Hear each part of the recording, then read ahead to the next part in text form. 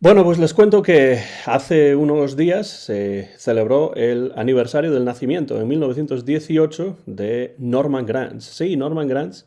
uno de los grandes nombres de la historia del jazz, como John Hammond, como George Wine, son productores, son empresarios, son personas que trabajaron por la popularización del jazz, que por supuesto en muchos casos también ganaron dinero con ello, pero en el caso de Norman Granz es especialmente interesante su figura por muchas razones, por su interés en promover la igualdad racial en los Estados Unidos en unos momentos en los cuales esto no era nada típico, algo en lo cual, por cierto, yo siempre digo que la música, las artes van por delante del resto de la sociedad en muchos casos con estas cuestiones. Pensemos, por ejemplo, en el cuarteto de Benny Goodman en los años 30, con músicos que eran judíos, negros, blancos. Bueno, evidentemente la música, el arte, va por delante en estas cuestiones. Y es el caso de Norman Granz también, que fue un productor muy interesante, que tuvo siempre una visión de cómo comercializar el jazz y sobre todo promover el jazz que a él más le gustaba, conciertos como Jazz at the Philharmonic, sellos como Nordgren, como Clef, como Verve, sobre todo Verve, que es un sello de los más importantes en la historia del jazz. Quienes gustan del swing y quienes gustan del jazz más clásico abrazan Verve por su calidad, tanto en la presentación de los discos como por supuesto en el contenido de esos mismos discos. Y por supuesto Norman Granz siempre fue un hombre que trató de la mejor manera posible a los músicos, que tenía una relación muy personal con muchos de estos músicos y que era, desde luego, una persona generosa que estaba interesada en el jazz, en promover el arte y que, por supuesto, bueno, el dinero tiene su importancia, pero su pasión por la música tenía en muchos casos mucha más importancia. No quiere decir con ello que no haya durante su vida ganado muchísimo dinero Norman Granz con sus producciones jazzísticas, con los conciertos, con los discos, etcétera, pero desde luego es alguien de quien suelen hablar siempre muy bien los músicos de jazz, y esto cuando se tiene en cuenta el desastroso o la desastrosa situación en la cual grabaron muchos músicos de jazz a lo largo de la historia, pues es algo por lo que hay que aplaudir a un Norman Granz que tenía una visión y que siempre quiso llevarla adelante. La llevaría adelante, por cierto, también en los años 70, después de muchos años alejado del negocio discográfico, porque vendió Verve en 1960 y hasta los años 70 no entraría de nuevo en el negocio discográfico con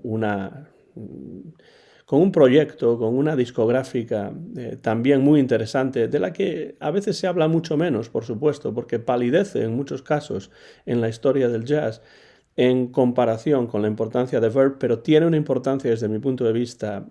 impresionante en los años 70 y en los años 80. Pablo Records. De Pablo Records vamos a hablar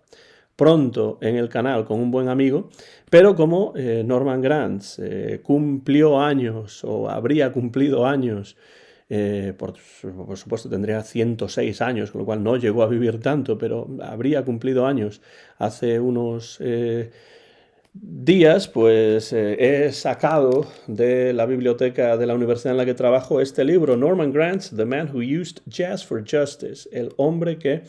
usó o que usaba el jazz para la justicia o con fines de justicia. Tad Hirshhorn, magnífico libro. Tuve la oportunidad hace unos años de entrevistar al autor de este libro y puedo decirles que es un libro impresionante. Se necesita una traducción de este libro al español porque es un libro magníficamente bien escrito, detrás del que hay un enorme trabajo de investigación, entrevistas con el propio Norman Granz y bueno, pues también material gráfico, pero sobre todo Tad Hirshhorn escribe muy bien y cuenta con muchísima claridad la historia importantísima y que hay que conocer de Norman Granz. Es un libro que, como pueden ver, pues tiene muchas páginas, más de 450 páginas, y que se publicó, o que lo publicó la Universidad de California, University of California Press, allá por el año 2011. Y unos años después tuve yo la oportunidad de entrevistar a Tad Hirshhorn, que, bueno, más o menos ahí lo pueden ver en esa fotografía, y dice que Tad Hirshhorn es archivista en el Instituto de Estudios de Jazz en la Rutgers University. Bueno, pues este es un libro que si ustedes encuentran y ustedes leen en inglés, desde luego que les recomiendo. Que yo sepa, no se ha traducido al español, pero me gusta la idea de Norman Granz como el hombre que usaba el jazz para la justicia, porque el propio Norman Granz dice en una de sus últimas entrevistas: cualquier libro sobre mi vida tendría que empezar con mi filosofía básica de luchar en contra de los prejuicios raciales. Yo he amado el jazz y el jazz ha sido siempre mi manera de hacer eso. Les voy a dejar, por supuesto, en la descripción de este vídeo, cuando lo suba a YouTube, el enlace a mi entrevista en inglés con Tad Hirshhorn, en la que hablamos largo y tendido sobre la vida y la obra, la figura, la importancia de Norman Granz. Y esta es mi manera de felicitar el cumpleaños virtual, evidentemente, pues ya nos dejó Norman Granz hace muchos años, pero lo recuerdo, honro su memoria releyendo partes de este libro. Se lo recomiendo, escuchen la música producida por Norman Granz, y si tienen la oportunidad de leer este libro, pues háganlo, porque desde luego a mí me parece magnífico. Y muy pronto en el canal habrá un nuevo episodio o un par de episodios sorpresa dentro de Impresiones sobre Jazz, sobre Norman Granz, el hombre que usó el jazz para muchas cosas, y entre ellas para luchar en favor de la igualdad racial y en favor de la justicia. Desde luego, uno de los más grandes.